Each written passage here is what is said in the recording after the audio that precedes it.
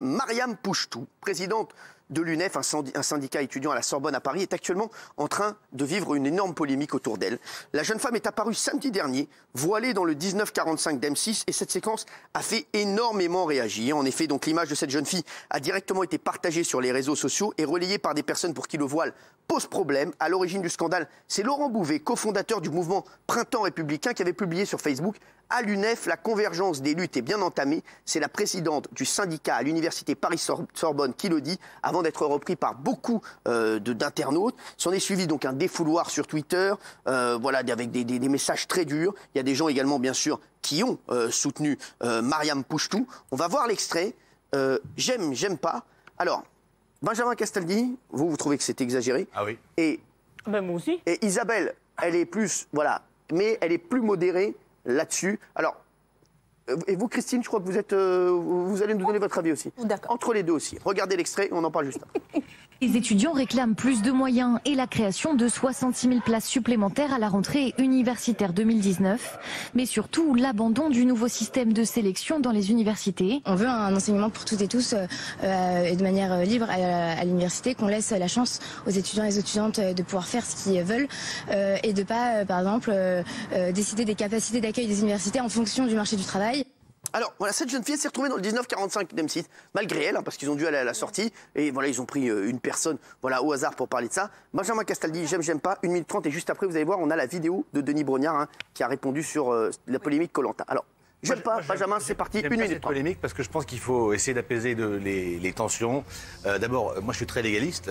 Il n'est pas interdit de porter le voile à l'université. Bien sûr. C'est la première chose.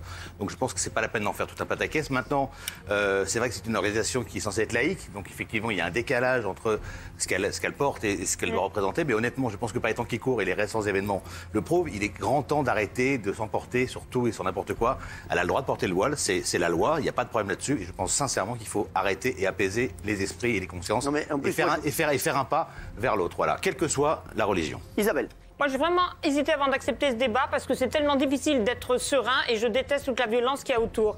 En revanche, moi, je me souviens, j'en veux pas cette jeune femme, j'en veux à l'UNEF, l'Union des étudiants de France, que je n'aime pas du tout, que j'ai jamais aimé, avec qui je me suis souvent pris de coller autrefois. Mais si, parce que moi, quand j'étais à la faculté à Saint-Martin-d'Air à Grenoble, ils me reprochaient justement d'avoir une croix en me disant c'est un signe extérieur de religion, il faut que tu l'enlèves. Et j'avais fini par enlever ma croix. Oui. Et donc je me dis, ou c'est un signe religieux et la loi est la même pour tout le monde, ou ce n'est pas un signe religieux et son voile lui va très bien. Il faut juste être clair sur la définition.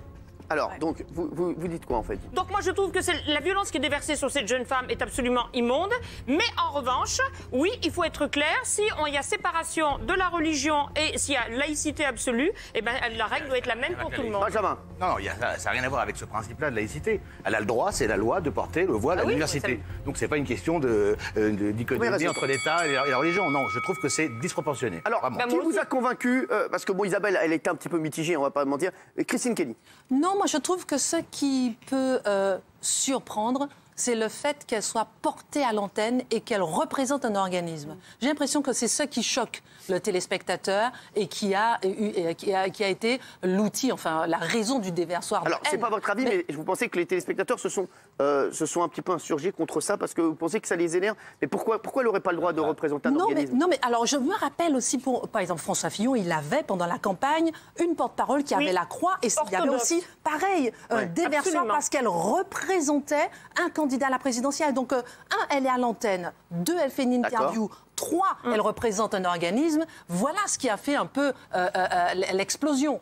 Et c'est ça qui est un peu la cause. Gilles. Moi, c'est Benjamin qui m'a convaincu. J'irai même plus loin dans les propos. Pour moi, c'est de la stigmatisation des musulmans. Encore une fois, c'est presque cette polémique. Pour moi, c'est presque de l'islamophobie. C'est totalement injuste. C'est totalement délirant. Cette jeune femme n'a rien à se reprocher. C'est son avis. Mathieu. Alors, j'espère que je vais me faire insulter par personne, parce que moi, ça me choque un petit peu en revanche. Pourquoi? Pour vous dire la vérité. Parce que dans un État laïque, tout le monde a le droit de pratiquer sa religion, son dogme et tout ça. Mais en revanche, on sait que dans un État laïque, on fait en sorte de ne pas le montrer de manière outrancière, on va dire. Et ben, je vais vous poser une question à vous. Un jour, dans cette émission, il y a quelqu'un qui est venu voiler et qui vous avait dit « Moi, j'aime pas les cons, tout le monde peut venir et tout ça ». J'entends ce que vous avez dit. Ouais. Maintenant, est-ce que très honnêtement, si l'un de nous, chroniqueurs, demain, venait avec une énorme croix catholique aussi, ou une énorme étoile de David, est-ce que, très honnêtement, vous nous laisseriez faire? Bien sûr, il n'y aura aucun problème. Alors, je vous le dis, il n'y aurait aucun problème. Et si cette jeune fille avait eu une énorme croix, je ne suis pas sûr qu'on aurait eu une telle polémique. Donc je vous le dis. Sur la croix orthodoxe, il y a eu exactement la même polémique. Je vous demande bien pardon. Je ne crois pas Cyril, et j'aimerais vous croire, mais je suis pas sûr que la chaîne ne me dirait rien si j'avais une énorme croix catholique pendant l'émission. La chaîne vous dirait rien du tout si vous aviez une énorme croix.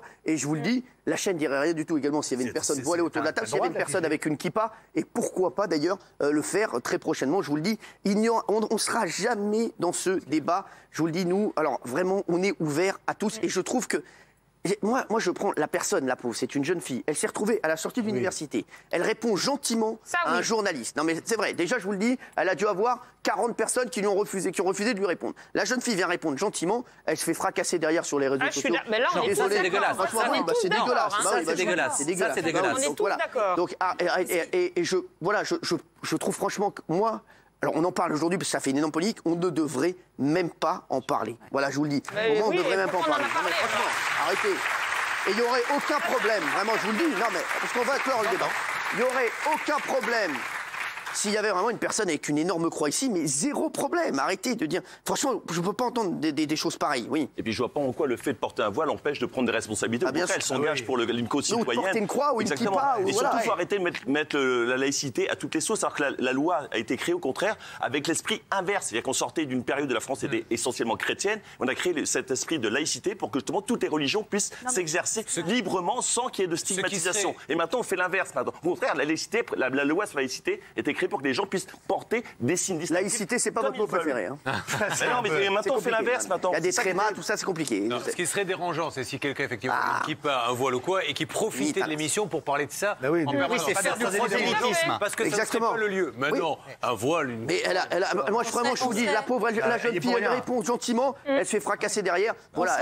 On est tous d'accord là-dessus. Oui, je vous le dis. Alors, j'aime pas. On va voir qui vous a le plus convaincu. Isabelle, 56%, 55%, Benjamin. Sophie, vous voulez dire un truc? Je suis d'accord avec vous. Moi. Bah merci Sophie. Bah, c'est ce qu'il faut dire quand on ne sait pas quoi dire dans cette émission. Merci. Non, je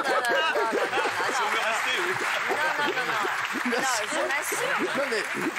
Non, mais je suis d'accord avec vous. Mais merci Sophie. C'est vrai que cette pauvre jeune femme a été interrogée, elle s'en prend plein la poire pour... voilà, c'est fou. C'est fou.